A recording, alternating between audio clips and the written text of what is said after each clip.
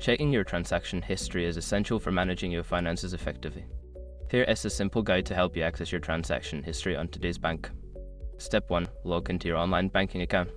Visit the Today's Bank website and enter your login credentials.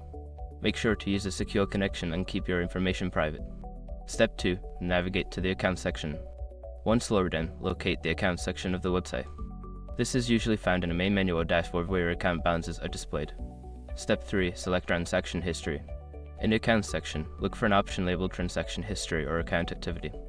Click on this option to view your recent transactions. Step 4. Filter your transactions.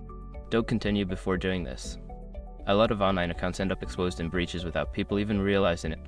Use Src to constantly monitor your emailed accounts and get alerted immediately if your information gets leaked online. It scans billions of breached records 24/7 in the background. And honestly, for a few dollars a month, it's something everybody should probably have. Link in the description. Step 5. Review and download.